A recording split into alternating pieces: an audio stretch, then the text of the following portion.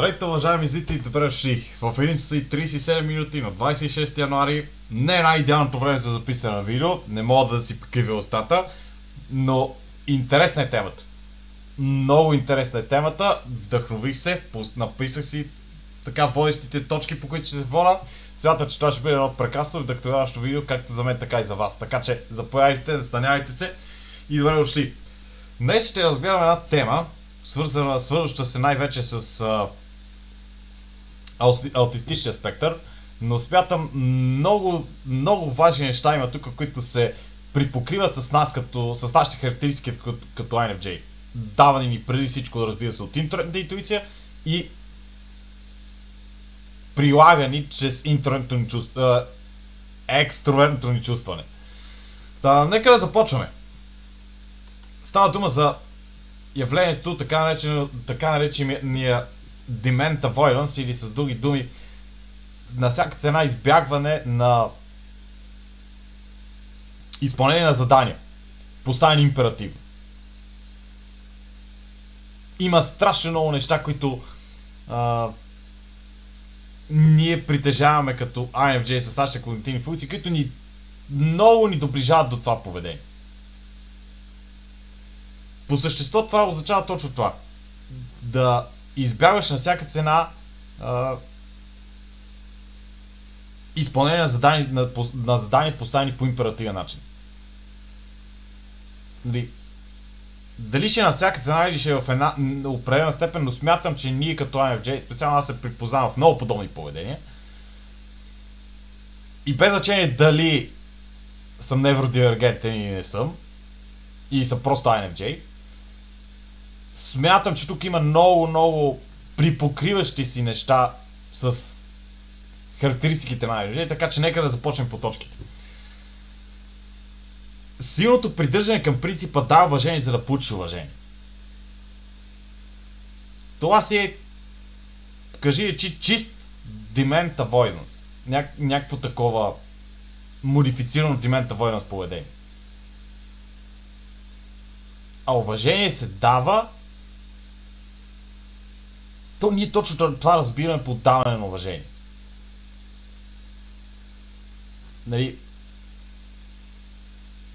Английската дума за уважение е респект. Ние като кажем респект, имаме нещо като някаква форма на страхопочитание, едва ли не. Но ние, специално аз, не знам колко от вас ще се припознаете с тази характеристика, но смятам, че това е типична характеристика на нашия начин на мислене като INFJ. Че под уважение разбираме именно това. Да оставиш автономията. Да оставиш правото на човека срещу теб да бъде себе си в своя пълен размер. С всичките си свои положителни, с всичките си свои отрицателни характеристики. И в крайна сметка това е механизма, по който ние овладяваме и ние разбираме хората. Ние ги оставяме да се изкажат. Ние ги оставяме да проявят своето поведение. Ние не ги осъждаме. Ние не им налагаме с нашето така енергийно присъствие. Внушаваме им спокойствие, че те могат да се изразят. И това всъщност е много полезно. Казал съм по-назад в канала. И това не е споделено само от мен и от други INFJ канали, от Oenzis и от други. Ние като INFJ може да се разберем със всеки. И точно това е тайната. Остави човека срещу себе си да изяви всичко, което има в себе си. Всички свои емоции. И ние разбираме уважението точно като проявление на това. Като проявление като признаване на правото на човека срещу нас да бъде всичко, което е. Уважение към неговите различия, уважение към нещата, които дори самите ние не разбираме, макар че ние сме странни, но това в никакъв случай не означава, че ще разберем всички други странници, всички други, които проявят по някакъв начин някакво странно поведение. Втората точка. Сили антииерархизъм и антимейнстрим насоченост. Разбира се. И тук нещата ще слея с третата точка. Стремежа към различно решение. Ти казваш едно, но правейки го поставяш рамки. Аз търся какво има отвъд тях. Интернетна интуиция. Чисто интернетна интуиция. Чисто мислене извън рамките. Казвайки ми, че аз трябва да свърша това сега, по този съответния начин, ти поставяш рамки. Но аз веднага си мисля, понеже имам интернетната интуиция, си мисля, дали тук няма някаква грешка? Дали тук няма нещо, което може да бъде оптимизирано? Дали няма някакъв начин аз да не си нарушавам толкова драстично графика на задачите, които съм се определил да свърша, за да свърша точно това сега веднага?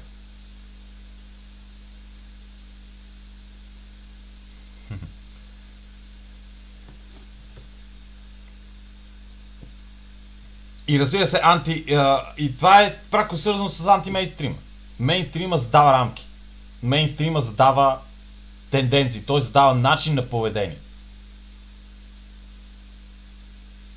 И затова аз много мразя да се намирам около хора, които се държат твърде либерално. Не искам да намесвам политическа тема, но това е наистина точно примера за либерално поведение. Либералното поведение е много така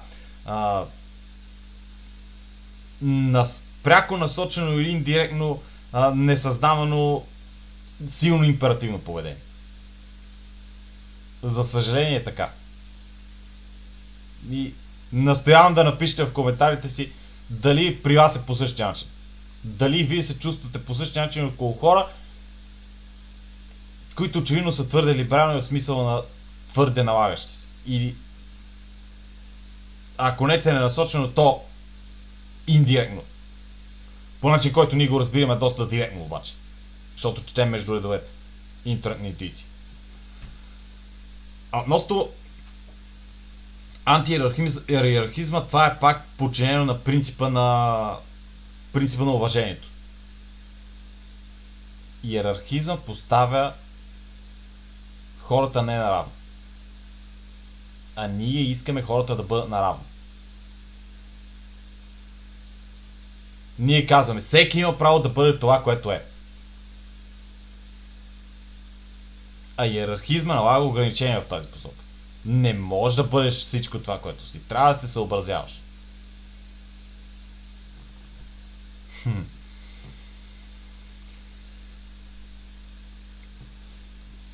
Коя беше тая точка?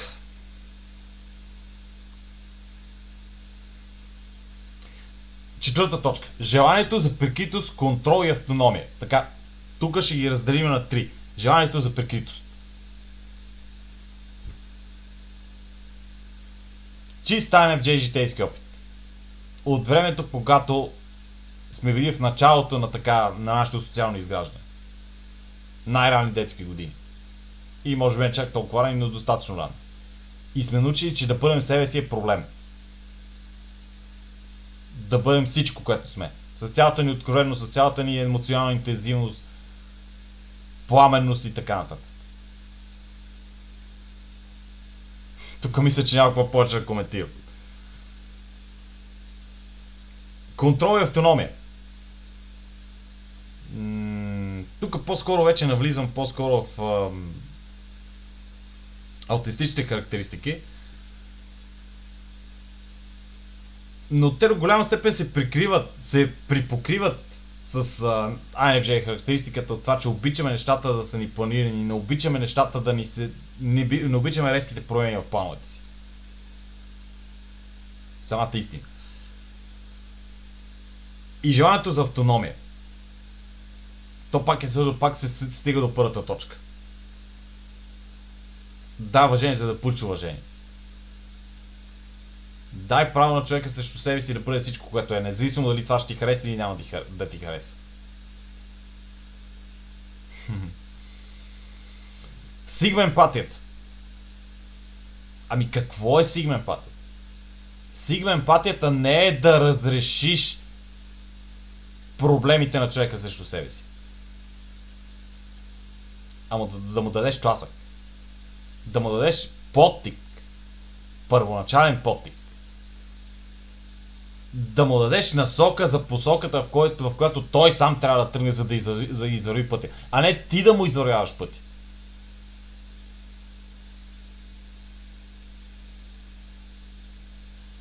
Пак прилагане на този принцип. Това е проектиране на това нещо, което на нас не е заложено. На търсенето на запазване на автономията.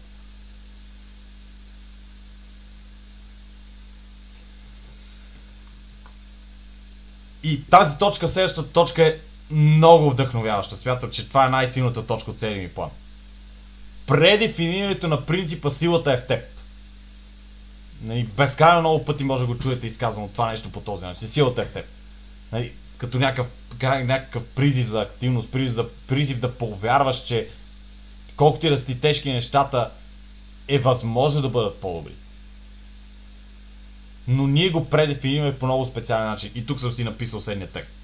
Най-респектиращият начин за демонстрация на сила е чрез демонстрирането на хладнокръвие, или ако вярвам, че имам силата, защо трябва да я изразявам екстроверно? Най-добрият начин тук е да демонстрирам присъствието си на енергийно ниво.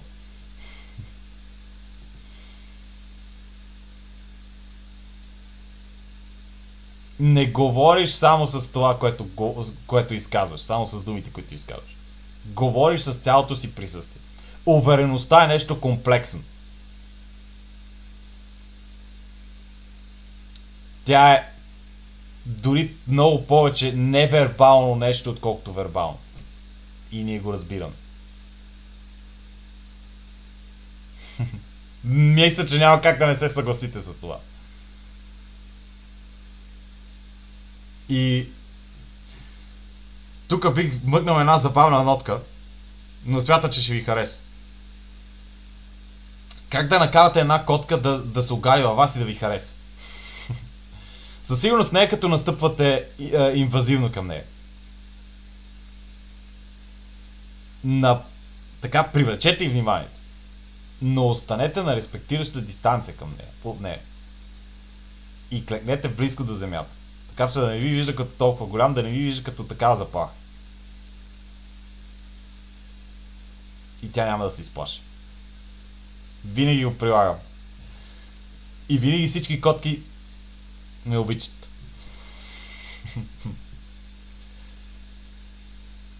И тук до момента това бяха по-скоро неща, причинени от интернетната интуиция, но има едно нещо, причинено от екстерното чувстване. Императивният тон като източник на силен стрес. Дисхармония. Дисхармония, вкарване на дисхармония. Смятам, че няма как да не се съгласите и с това. Колко минути станах? Повече от 10 според мен. Охо, 13 минути и половина. Но смятам, че беше едно прекрасно видео. Хора, пожелавам една успешна седмица. Рано се видяхме, бях вдъхновен. Надявам се да вдъхнових и вас. И ще се видим отново в сряда в 6.